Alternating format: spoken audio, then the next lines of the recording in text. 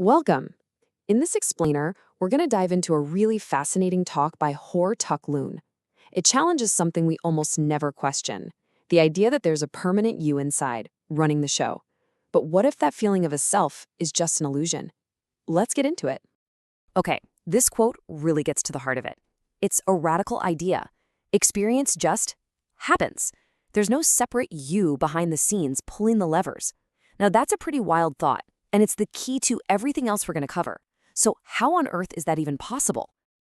Well, to get our heads around this, we have to start by looking at the world a little differently.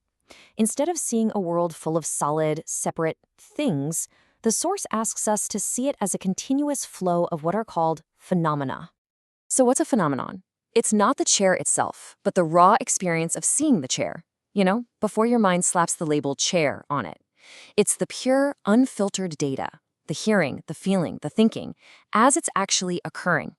The argument here is that it's all our labeling and storytelling that gets in the way of seeing reality as it is. Think about hearing and seeing for a second. They seem totally different, right?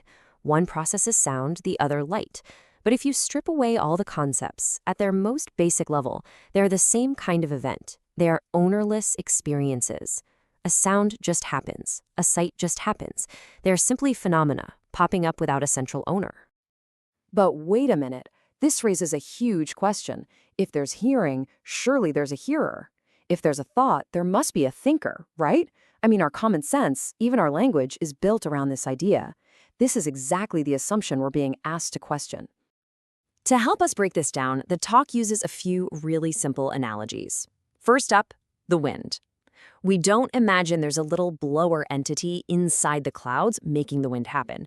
We just get that it's a natural process. And it's the same with a river. Water flows because of gravity and the terrain. There's no pusher forcing it to move. It's just what water does under those conditions. It's a process. And this is where it all clicks. A thought is just like the wind or the river. It's a natural phenomenon that arises when the conditions are right. The thinking happens, but that feeling of an I who is doing the thinking, that's an extra layer, a story our mind adds on top after the fact. So this idea extends to everything we think of as me. Knowing, paying attention, even feeling motivated. We assume these are actions we perform. But in this view, they're also just ownerless phenomena. A loud sound happens, and boom, the phenomenon of attention arises in response. An idea pops up, and motivation arises. It's all just part of this spontaneous, interconnected process. Okay, so if there's no CEO in our heads calling the shots, what's driving everything? What is the engine behind this endless stream of phenomena? Well, the answer is both simple and incredibly profound. Causality, the law of cause and effect. This is such a powerful concept. It means nothing, absolutely nothing, exists in a vacuum. Every single thing, from a galaxy all the way down to a fleeting thought, only arises because of prior causes and conditions. It's all part of one single unbroken chain of causality stretching back forever. Here's a super simple way to see how this chain reaction works. Let's say a sound arises. That's the first cause. That sound conditions the effect of hearing. But that moment of hearing instantly becomes a new cause, which then conditions the phenomenon of knowing.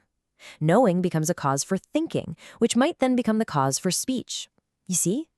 Each effect becomes the cause for the very next thing in a seamless, self-perpetuating flow. So, if our reality is just this endless flow of causes and conditions without a fixed self at the center, what does that actually mean for our lives? According to this perspective, it means that all of our experiences have three universal characteristics. Now, these might sound a bit like a downer, but they're not meant to be pessimistic. They're presented more like objective laws of nature, like gravity. First, impermanence. Since everything depends on constantly changing conditions, nothing can ever last.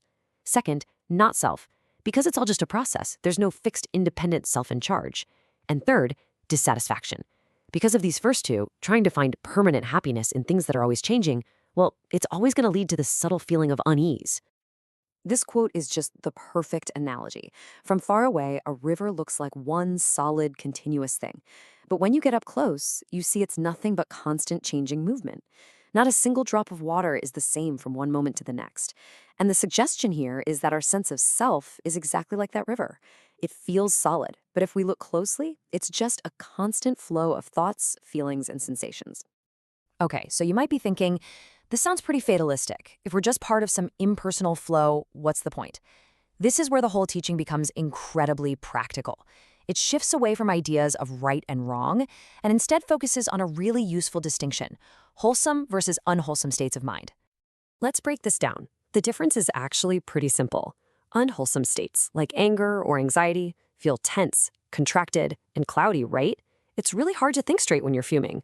Wholesome states, like calm or kindness, feel peaceful, open, and clear. The goal isn't to force yourself to be peaceful, but to simply start seeing the nature of these two energies. Just understanding their consequences naturally creates the conditions for more wholesome states to arise. And this right here is a really crucial point. The desire to escape your discomfort, that's just another phenomenon. The act of resisting it, that's another conditioned event. Even the thought, oh, I shouldn't be resisting this, is yet another phenomenon. So the path here isn't about fighting or running away. It's about turning towards your experience and simply understanding it for what it is: another temporary, ownerless event in the flow. So, what lies beyond this constant, churning flow of cause and effect? What's the unconditioned? Well, when the Buddha was reportedly asked to define it, he just remained silent.